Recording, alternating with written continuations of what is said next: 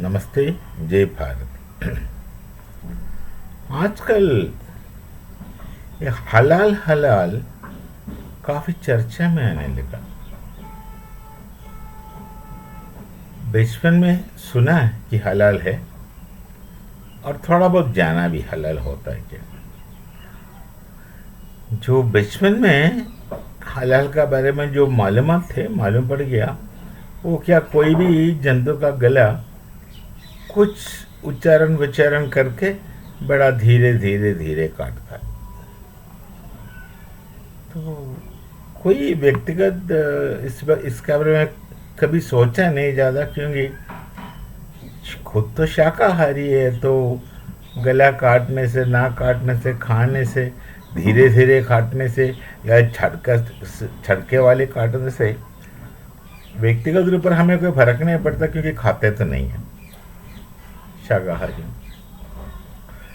कहते ना, स्वयं एक जंतु होने के नाते दूसरे जंतु को नहीं खाता।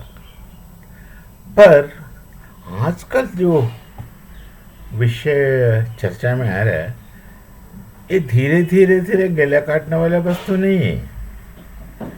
वो क्या हलाल करने के लिए थूकता है बोला, ये जानकारी तो हाल ही में हुआ, पहले नहीं था।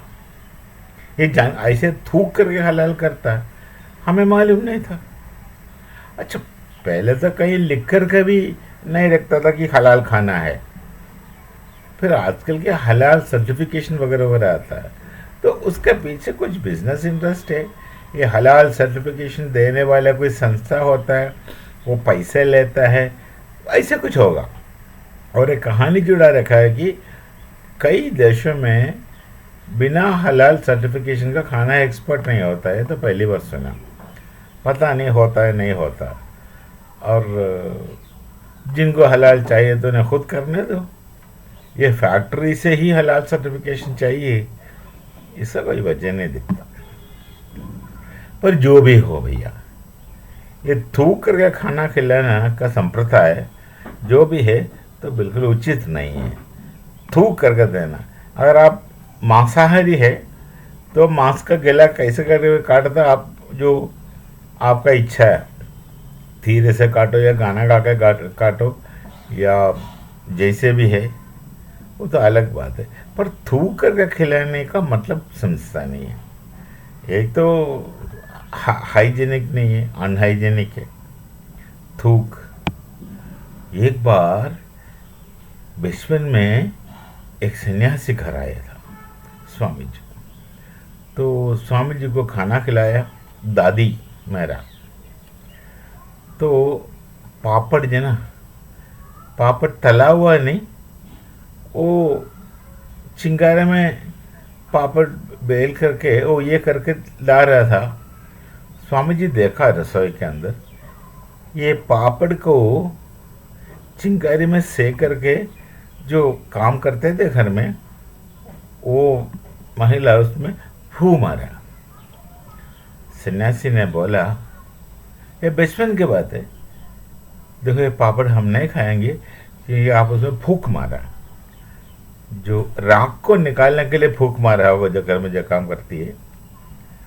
पर दादी को बड़ा गुस्सा आया, काम करने वाली को डांटा भी, और बिना फूक मारे दूसरा पापड़ ले आया स्वामी जी को खिलाने। तो उस सन्यासी ने जो देखा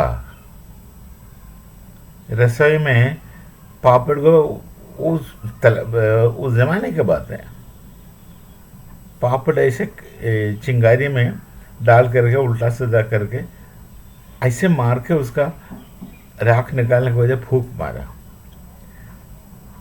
तो थूकना, ये तक मात्र फूक मारने से वो स्वामी जी मना कर दिया, हम नहीं खा सकता, क्योंकि उच्छिष्ट हो जाता है उनके हिसाब से। तो इसका मतलब ये जो हलाल जो भी है, अरे हलाल का मिठाई भी बनाए, उसको हलाल बनाने के लिए जब थूकना है तो उच्छिष्ट बन जाता।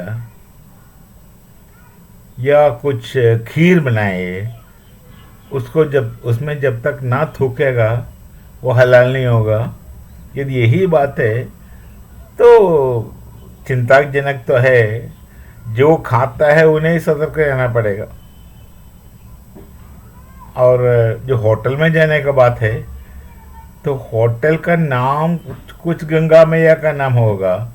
जब आप क्यूआर कोड में जो पे करेगा ना, तो कोई मुल्ला वाली नाम उसमें नजर आएगा। ये कुछ सही नहीं दिखता, अच्छा भी नहीं लगता। तो हलाल का काफ़ी चर्चा हो रहा है, हलाल हराम वगैरह। ये पता नहीं कौन सी सदी में कैसे कैसे लोग जीते हैं, पर ये बात बिल्कुल सही नहीं, थूक करके खिलाना। पता नहीं इसको कैसे देखेगा, क्या समझता है, पर बात सही नहीं है, चाहे कुछ भी हो। तो जो शाकाहारी है, पहले मैं सोचता था हमें कोई फर्क नहीं पड़ेगा क्योंकि वो नहीं खाते, तो क्या फर्क पड़ेगा। पर वो जो सब्जी है या रोटी है या खीर है, उसमें थूक मार करके हलाल करेगा, इसका जानकारी तो हाल ही में हुआ। पहले ऐसे न सुना भी नहीं थी, पहले की बात है। अब सोचिए, जो जिनको जहाँ से जो खाना है, थोड़ा बहुत सोच समझ कर सतर्क खाइएगा। नहीं तो वो जो सन्यासी जी कह रहे थे, मेरे बच्चों ने जो सुना है, मुझे देखा मैंने वो स्वामी जी का बात, तो उच्छिष्ट होगा। तो इच्छा आपका है, जैसे चाहे वैसे कीजिएगा, पर थोड़ा सतर्क रहना। यदि नहीं खाना है तो उच्छिष्ट। मिलेंगे फिर कुछ और सोच विचार लेकर के, जब तक नमस्ते, जय भारत, जय श्री राम।